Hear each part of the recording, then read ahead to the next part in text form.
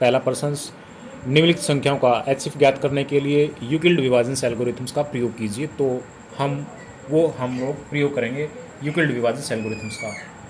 तो उसको जानने से पहले, समझने से पहले हम लोग एक बार आपसे डिस्कस कर लेते हैं कि जो एक संख्या है अपने पास में, कोई भी संख्या होगी वो क्या होगी, ए कोई संख्या है और ए इज इक्वल टू क्या होगा, बी क्यू प्लस आर। यहाँ पर क्या है, जो b है वो ग्रेटर देन r है और r जो है ग्रेटर देन 0 है। ठीक है, ये है यहाँ पर कंडीशंस हमने देखना है। और किस प्रकार से यूक्लिड विभाजन का हम लोग प्रयोग करेंगे, तो उसके लिए यहाँ पर दो संख्याएं दी हुई हैं। पहली संख्या है अपने पास में क्वेश्चन नंबर 1 का 135 और 225, दो संख्याएं दी हुई हैं। ठीक है, दो संख्या दे रखी हैं, दो में से हमें पता है कि 225 जो है वो ग्रेटर देन है 135 से, इसलिए हम इसको जो है यूक्लिड विभाजन एल्गोरिथम्स के अकॉर्डिंग लेंगे। तो ये जो हमने लिया है अभी यहाँ पर a equal to B Q plus में r, तो इसको इस तरीके से डिज़ाइन करेंगे। यानी फर्स्ट स्टेप जो लेंगे हम यहाँ पर, फर्स्ट स्टेप में क्या करेंगे, a is equal to B Q plus R.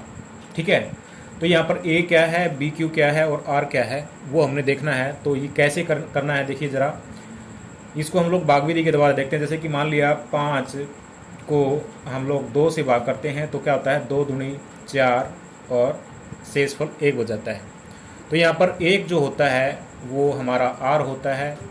ठीक है, b जो होता है वो हमारा क्या होता है, 2 होता है, और ये 2 जो होता है वो हमारा q होता है। और a जो है हमारा a, यानी कि जो ये 5 है ये होता है हमारा a। यानी कि यहाँ पर क्या है, इसी संख्या को इसी प्रकार से निकालेंगे तरीके से। देखिए a हमारे पास में क्या है, 225 है, दैट मीन्स कि यहाँ पर 225 इजिकल टू b क्या है अपने पास में, b है अपने पास में 135। तो किस प्रकार से इसको करेंगे, इसी सवाल के अकॉर्डिंग इसको करेंगे। तो एक बार इसको हम लोग थोड़ा रिमूव कर दें, अगर स्पेस की प्रॉब्लम नहीं है तो चलिए इसी में कर लेते हैं। देखिए पहला स्टेप जो है यहाँ पर हम क्या करते हैं, 225 को क्या करते हैं, भाग करते हैं किससे, 135 से। ठीक है, 135 का टेबल पढ़ेंगे, 135 से कम 135 माइनस करेंगे, 5 में से 5 गया 0, 12 में से 3 गया 9, 9 बच जाता है। ठीक है, तो यहाँ पर ये हुआ हमारा Q, ये हुआ हमारा R, और B ये है ही, बी क्यू प्लस आर।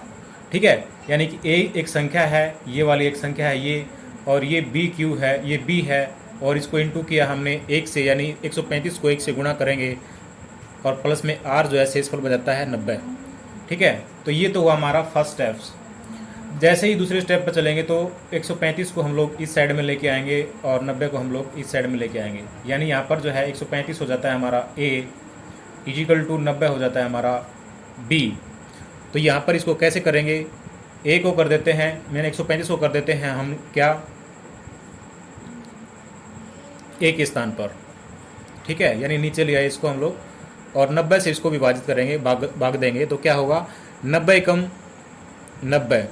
ठीक है, 90 एकम 90 हो जाता है, 90 एकम 90 माइनस करेंगे तो कितना बचता है, 5, और इधर बचता है 13 में से 9 गए 4, 45 बच जाता है। तो अब ये दूसरा स्टेप जो बना है हमारा सेकंड स्टेप में क्या करेंगे हम लोग, सेकंड स्टेप में 135 इजिकल टू 90 गुणा 1 प्लस शेष कितना बचता है 45 जाता है दूसरा स्टेप। यानी यहाँ पर भी ये यही संख्या है, A equal to B Q plus R है ये भी। ठीक है, तो ये दूसरा स्टेप है यहाँ पर।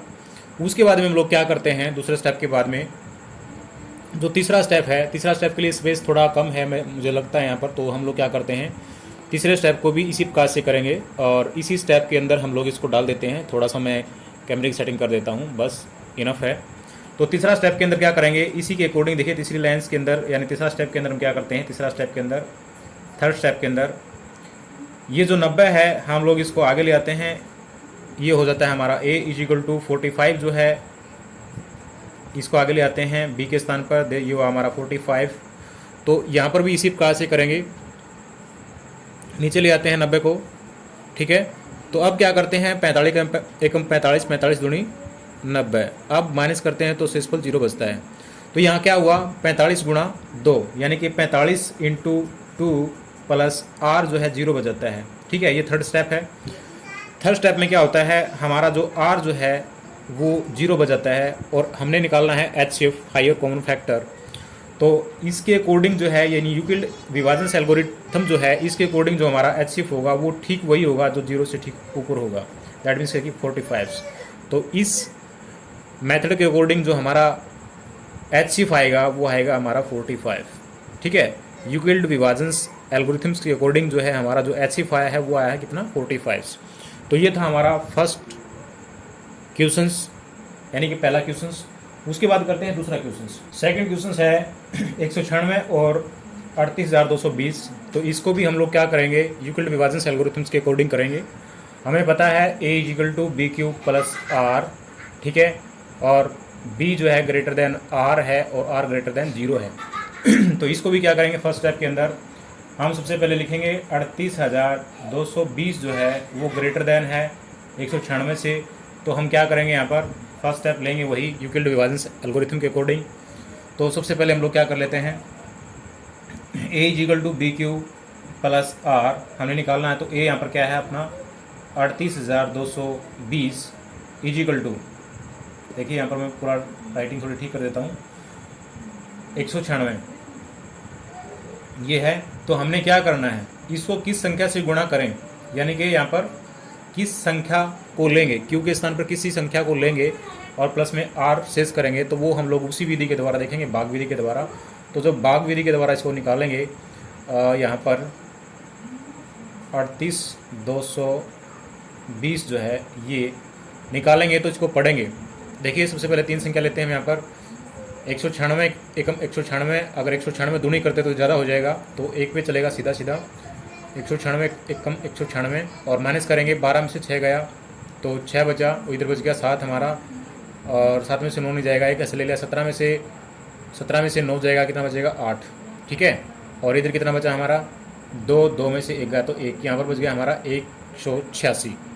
तो अभी क्या होता है, 186 जो है शेषफल बच जाता है और ऊपर से हम लोग क्या लेते हैं, पावर लेते हैं, जैसा भी हम लोग भाग विधि के अंदर करते हैं। तो ऊपर से हमने लिया पावर, यानी कि हमने 2 उतार लिया ऊपर से। तो अब देखते हैं किस पे जाएगा। तो ये हो गया हमारा 19 का टेबल, डायरेक्टली हम 19 का टेबल पढ़ सकते हैं। ऊनी नीमा कितना होता है तो पढ़ सकते हैं, ऊनी नीमा कितना होता है, देखो स्पेस आपको दिखाई दे रहा है कि नहीं दे रहा है मुझे पता नहीं यहाँ पर। तो देख लेते हैं एक बार 19 नीमा कितना होता है, 9 नीमा 81, असल के 8, 9 एकम 9 और 8 17।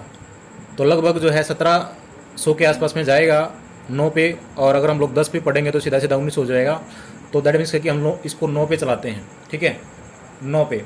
तो 9 छिका कितना होता है 54, ऐसे कितने थे 5 होते हैं, और 9 में 81 और 5 86, ऐसे के फिर 8 हो जाते हैं, ठीक है। और 9 एकम 9 और 8 17, तो ये आ जाता है हमारा 1764। माइनस करते हैं, 12 में से 4 गया 8, और इधर बच गया 5, 5 में 15 में से 6 गया 9, और इधर बच गया 17, वैसे 98 बच जाता है, ठीक है। उसके बाद हम लोग डायरेक्ट क्या करते हैं, अब छोटी संख्या हो जाती है यहाँ पर, ठीक इसी प्रकार से जो है ऊपर से हम लोग क्या उतारते हैं, 0 उतार लेते हैं, 0 उतार लिया।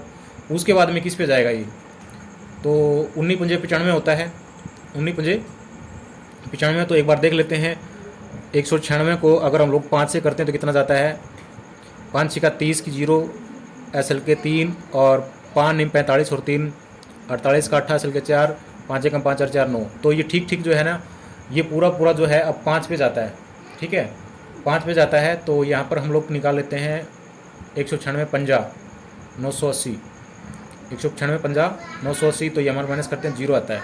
तो ठीक जो है ये जो हमारा 196 जो है इसको Q, यानी कि Q का स्थान पर क्या लिया हमने 195, और प्लस में शेष कितना बचता है 0, ठीक है। तो यहाँ पर ये हो जाता है A = B × Q + R, और हमने बताया था कि R से ऊपर, हमने बताया था कि R जब जो है 0 बच जाता है तो वहीं पर क्या होता है, हमारा एच सिर्फ निकल के आ जाता है। तो यहाँ पर जो है हमारा एच सिर्फ जो निकल के आया है वो क्या निकल के आया है, क्योंकि यहाँ पर आर जो है वो जीरो है। आर जब जीरो हो जाता है तो आर के ऊपर ठीक क्या है, वो हमारा 195 है। तो यहाँ पर इसका जो एच सिर्फ निकल के आ जाता है डायरेक्टली, वो एच सिर्फ जो है 195 निकल के आ जाता है। ठीक है, ये है दूसरा सवाल। उसके बाद में चलते हैं तीसरे सवाल के ऊपर। पहले प्रश्न का तीसरा पार्ट जो है उसमें दिया हुआ है 867 और 255। ये दो संख्याएं हैं, इनका एच सिर्फ निकालना है यूक्लिड विभाजन एल्गोरिथम के द्वारा। तो वही स्टेप है a is equal to B Q plus r, और जहाँ पर क्या है बी ग्रेटर देन आर है और आर ग्रेटर देन 0 होगा। ठीक है, तो इसी स्टेप को लेंगे हम लोग। सबसे पहले फर्स्ट स्टेप के अंदर हम लिखेंगे 867 ग्रेटर देन है 255 के। सो हम लोग करते हैं यहाँ पर 867 इज इक्वल टू 255। ठीक है, ये वही स्टेप है जो हमने यहाँ पर लेना है। A is equal to b into q करेंगे प्लस आर शेष बचेगा। तो इसके लिए, इस स्टेप के लिए हम लोग क्या करते हैं, 867 को भाग करते हैं किससे, 255 से। ठीक है, तो 255 को 867 से भाग करेंगे, यही स्टेप है हमारा। तो इसके अंदर क्या करते हैं, देखिए 255 का टेबल पढ़ेंगे। 255 को किससे गुना करें कि इसके आसपास में पहुंच जाएं। तो 25 या 75, 25 चौका 100, तो 4 पे करेंगे तो ज़्यादा हो जाएगा। 25 पे पढ़ लेते हैं। 5 3 15 का पंजा असल का 1, 5 3 15 और 1 16 का सिक्का असल का 1, और 3 दूनी 6 और 1 7। ठीक है, हमने क्या पढ़ा, 3 पंजे 15 का पंजा असल का 1, 3 पंजे 15 और 1 16 का सिक्का असल का 1, और 3 दूनी 6 और 1 7, ये पढ़ा हमने। ठीक है, यानी 255 को 3 से क्या किया है, गुणा किया है, तो ये संख्या आ गई अपने पास में। हम लोग 3 पे गए हैं। ठीक है, तो माइनस करते हैं। 7 में से 5 गया 2, और उसके बाद में 0, और उसके बाद में 1, 102 बच जाता है। ठीक है, तो क्या करते हैं, यूक्लिड विभाजन के अकॉर्डिंग हमने क्या किया है अभी तक, 867 इज इक्वल टू 255 गुणा, यहाँ पर क्या किया हमने, 3 से गुणा किया, और शेषफल कितना बच जाता है, 102। ये हमारा पहला स्टेप है। यहाँ पर ये ए है, और ये जो है बी है, और ये जो है क्यू है, और ये जो है आर है। ठीक है, तो ये तो हमारा हुआ फर्स्ट स्टेप। क्या हुआ, फर्स्ट स्टेप। उसके बाद में सेकंड स्टेप पे चलते हैं। सेकंड स्टेप में क्या रहेगा, सेकंड स्टेप में क्या करते हैं, 255 को कर देते हैं यहाँ पर, यानी ए के स्थान पर 255, और 102 को ले आते हैं बी के स्थान पर, बी के स्थान पर। ठीक है, यानी बी के स्थान पर क्या लिया हम लोग, 102। तो ये हो गया हमारा a is equal to b into q क्या करें, और प्लस में आर क्या बचता देखते हैं यहाँ पर। तो देखिए यहाँ पर क्या करते हैं हम लोग, इसको फिर क्या करते हैं, भाग विधि के द्वारा अब लेके आते हैं इसको नीचे। 255 को नीचे ले आते हैं, 255 को नीचे ले आए। अब 102 एकम 102, 102 दूनी 204, 204 3 पे ज़्यादा हो जाएगा तो 2 पे चलते हैं। 2 दूनी 4, 2 0 0, और 2 एकम 2, 204। ठीक है, माइनस करते हैं तो माइनस कितना बचता है, 5 में से 4 का 1, यहाँ पर बच जाता है 5, और यहाँ पर 0। ठीक है, तो इसके अकॉर्डिंग जो है यूक्लिड विभाजन के अकॉर्डिंग क्या होता है, a is equal to B q क्या है यहाँ पर, इंटू क्यू क्या किया हमने, 102 को 2 से गुणा किया, प्लस शेष कितना बचता है, 51। तो ये स्टेप हुआ हमारा सेकंड। कैसे किया है, ए इज इक्वल टू, यानी ए ये है, बी ये है, क्यू हुआ हमारा 2, और प्लस में आर बजाता है 51। ठीक है, ये हो गया हमारा ये। तीसरा स्टेप में क्या करते हैं, थर्ड स्टेप के अंदर क्या करते हैं, 102 को हम आगे ले आते हैं ए के स्थान पर। तो ये हो गया हमारा 102 इज इक्वल टू 51 को ले आते हैं बी के स्थान पर। तो यहाँ पर ले आते हैं 51। अब ठीक इसी प्रकार से यहाँ पर क्या करते हैं यहाँ पर देखिए जरा एक बार 102 को नीचे ले आते हैं, 102। तो अब क्या होता है, 51 दूनी 102 होता है, डायरेक्टली आ जाता है, माइनस करते हैं 0 शेष बचता है। तो इस टाइप के अंदर क्या होता है, 102 इज इक्वल टू 51 गुणा 2, प्लस शेष कितना बचता है, 0 बचता है। यानी कि a is equal to b into q plus r जो है 0 बचता है। तो ये आ जाता है हमारा थर्ड स्टेप के अंदर आर जो है ना 0 बच जाता है।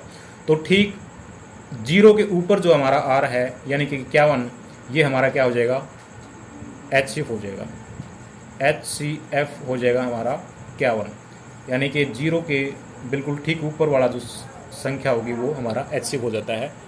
तो ये हो जाता है हमारा यूक्लिड विभाजन एल्गोरिथम्स। क्वेश्चन नंबर 2 को पढ़ने से पहले, समझने से पहले एक बार हम लोग संख्याएं करेंगे, ठीक है। दर्शाइए कि कोई भी धनात्मक विषम पूर्णांक जो है 6q+1 या 6q+3 या फिर 6q+5 के रूप का होता है, जहाँ q कोई पूर्णांक है, ठीक है। q जो है ना यहाँ पर कोई पूर्णांक है, यानी कि पूर्णांक क्या है वो हम लोग एक बार समझ लेते हैं। धनात्मक विषम पूर्णांक, ठीक है। धनात्मक का मतलब आप समझते हैं, धनात्मक मतलब क्या है कि पॉजिटिव नंबर होता है, ठीक है। कोई भी संख्या जो कि मतलब पॉजिटिव है, नेगेटिव नहीं है, तो वो धनात्मक होगी। विषम का मतलब क्या है कि सम नहीं है, दैट मीन्स क्या कि सम और विषम का आपको ज्ञान होना चाहिए, और पूर्णांक क्या है उसका भी हमें ज्ञान होना चाहिए। तो 3 बातें जो इंपॉर्टेंट है यहाँ पर, धनात्मक क्या होता है, विषम क्या होता है, पूर्णांक क्या होता है, इसको समझना जरूरी है। और उसके बाद में प्राकृतिक संख्या क्या है, पूर्ण संख्या क्या है, पूर्णांक क्या है, परिमेय क्या है, अपरिमेय क्या है, इसको भी हम लोग एक बार डिस्कस कर लेते हैं। तो सबसे पहले कहते हैं कि नेचुरल नंबर होता है, प्राकृतिक नंबर होता है। जैसे आपको पता है 1 2 3 4 5 6 7 8 9 10, इस प्रकार से जितनी भी संख्या होंगी वो क्या होंगी हमारी, वो प्राकृतिक संख्या होंगी, नेचुरल नंबर होगा, ठीक है। उसके बाद में क्या आता है पूर्ण संख्या। पूर्ण संख्या क्या हो जाती है, पूर्ण संख्या में क्या डिफरेंट आता है, प्राकृतिक संख्या में पूर्ण संख्या में क्या डिफरेंट है। तो जो प्राकृतिक संख्या में क्या होता है, जीरो शामिल नहीं होती, लेकिन पूर्ण संख्या में क्या जाता है, जीरो को भी हम लोग शामिल कर लेते हैं, यानी कि 0 1 2 3 4 5 6 7 और सो ऑन, ठीक है, 7 8 9 और 10, इसी प्रकार से जो ना आगे से आगे सो ऑन हम लोग ले सकते हैं। ऐसे ही जितने भी पॉजिटिव नंबर होते हैं सारे सारे क्या होते हैं, पूर्ण संख्या होती है। उसके बाद में आ जाता है हमारा पूर्णांक, यानी प्राकृतिक संख्या के अंदर, नेचुरल नंबर के अंदर हमने क्या लिया है, 1 2 3 4 1 2 3 4 से ऊपर जो सारा सारा ले लिया मैटेरियल, ठीक है, जीरो नहीं लिया। तो जीरो को किस में शामिल कर लिया हमने, पूर्ण संख्या के अंदर। अब पूर्णांक क्या कहता है, पूर्णांक का मतलब क्या होता है कि जैसे नाम से प्रतीत होता है पूर्णांक, यानी कि पूर्ण अंक हैं उसके अंदर। तो पूर्णांक के अंदर क्या होता है, जो हमने प्राकृतिक संख्या ली है इसको भी शामिल करते हैं, पूर्ण संख्या ली है इसको भी शामिल करते हैं। तो पूर्णांक में क्या रह गया, इसमें रह गया माय डियर फ्रेंड्स, जैसे कि हमने इसमें की बात, पूर्ण संख्या में जीरो है, प्राकृतिक संख्या में पूर्णांक में हमने क्या शामिल करना, देखो जीरो हमने ले लिया, जीरो के आगे की साइड में जो ना पॉजिटिव नंबर होते हैं, यानी कि 1 2 3 4 एंड सो ऑन, ठीक है, सो ऑन। और ये तो होगा हमारा धनात्मक, धनात्मक कौन सी संख्या होंगी, धनात्मक, या इसको हम लोग कह सकते हैं कि पॉजिटिव संख्या, ठीक है, पॉजिटिव नंबर भी बोल सकते हैं, धनात्मक भी बोल सकते हैं, या फिर पॉजिटिव नंबर भी बोल सकते हैं, ठीक है। और जीरो के इस साइड में अगर हम बात करें तो ये क्या होगा, -1 -2 -3 और -4 -5 और सो ऑन, ठीक है। तो ये जो है इस साइड में जो संख्या है वो क्या होंगी, ऋणात्मक संख्या। ऋणात्मक संख्या मतलब क्या होगा हमारा, नेगेटिव नंबर, ऋणात्मक, ऋणात्मक संख्या कहेंगे, या फिर इसको क्या कहेंगे, नेगेटिव नंबर कहेंगे, नेगेटिव नंबर्स, ठीक है। तो ये नेगेटिव नंबर भी होते हैं, पॉजिटिव नंबर भी होते हैं और जीरो भी होता है। तो ये होता है हमारा पूर्णांक के अंदर, यानी पूर्ण अंक, जिसके अंदर हम लोग ऋणात्मक संख्या भी लेंगे, धनात्मक भी लेंगे और जीरो को भी शामिल करेंगे। तो ये देखिए हमने पूर्णांक, पूर्णांक में सारी संख्या शामिल होती है, जीरो भी, पॉजिटिव भी और नेगेटिव भी। पूर्ण संख्या में जो क्या होता है, जीरो शामिल होती है और उसके बाद में पॉजिटिव नंबर होते हैं। और प्राकृतिक संख्या में जीरो शामिल नहीं होती, लेकिन नंबर जो है सारे के सारे पॉजिटिव शामिल होते हैं। उसके बाद में इंपॉर्टेंट 2 संख्या हो जाती हैं यहाँ पर, प्रीमेय संख्या और अप्रीमेय संख्या। तो प्रीमेय संख्या देखिए क्या होता है, प्रीमेय, अब मैं इसको थोड़ा रिमूव कर देता हूँ क्योंकि स्पेस की थोड़ी प्रॉब्लम है।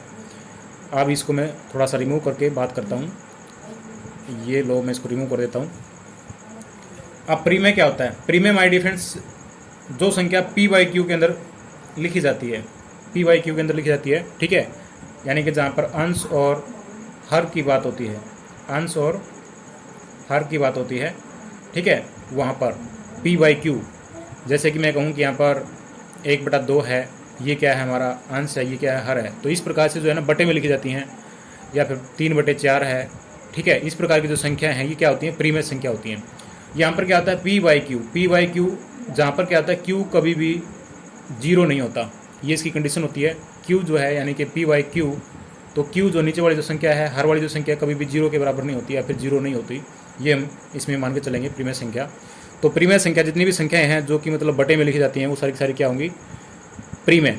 लेकिन इसकी भी कंडीशन है, क्यू कभी भी 0 नहीं होगा और पी और क्यू का HCF 1 के बराबर होता है, वो सारी की सारी संख्या क्या होगी, हमारी प्रीमेय संख्या होगी। और उसके बाद में होता है हमारा अप्रीमेय संख्या। अप्रीमेय संख्या कौन सी होती हैं, जो संख्या प्रीमेय होती हैं वो अप्रीमेय नहीं होती, ठीक है। तो सिंपल है बिल्कुल।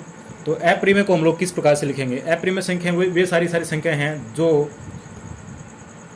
रूट संख्याएं होती हैं, यानी सारी अभाज्य संख्याएं। अभाज्य का मतलब क्या है कि जो खुद से ही विभाजित होती हैं, खुद को छोड़ करके किसी अन्य संख्या से विभाजित नहीं होती, वो सारी क्या होती हैं, अभाज्य। यानी कि जैसे कि मैं बात करूँ, 2 भी ऐसी ही है, 3 भी ऐसी ही है, 5 भी ऐसी है, ठीक है, 7 भी ऐसी है, 11 भी ऐसी ही है। तो ये सारी क्या होती हैं, अभाज्य संख्या होती हैं। अगर इनका हम लोग रूट कर देते हैं तो इन सभी अभाज्य संख्याओं का रूट जो कर देते हैं हम लोग, तो वो सारा क्या होता है, अप्रीमेय बन जाता है। या इसके अंदर हम लोग क्या एक और संख्या शामिल करते हैं जिसको हम लोग बोलते हैं 22/7। तो 22/7 है वो भी क्या होगी हमारी, 22/7 का मतलब क्या होता है, पाई का मान होता है, ठीक है, पाई है या फिर मतलब 22/7 है, ये भी क्या होगा, हमारा अप्रीमेय संख्या होगी। तो ये सारी संख्या क्या है, अप्रीमेय संख्या। इसके बाद में हम लोग प्रश्न करते हैं दूसरे वाला, या कि दर्शाए कि कोई भी धनात्मक विषम पूर्णांक 6q+1 या फिर 6q+3 या फिर 6q+5 के रूप का होता है जहाँ q कोई पूर्णांक है। तो यहाँ पर पूर्णांक का मतलब आप लोग समझ गए होंगे। पूर्णांक का मतलब यहाँ पर ये है जिसमें हम लोग 0 को भी शामिल करते हैं, पॉजिटिव को भी शामिल करते हैं और नेगेटिव को भी शामिल करते हैं। तो इसी पूर्णांक की बात कर रहे थे। और इसके बाद में क्या है कि विषम संख्या क्या होती है, विषम संख्या जो 2 से विभाजित नहीं होती वो क्या होगी, विषम होगी। और जो सम होगी वो जो 2 से विभाजित होगी वो। और धनात्मक का मतलब क्या है कि पॉजिटिव संख्या, जैसे कि ये वाली सारी संख्या जो पॉजिटिव हैं।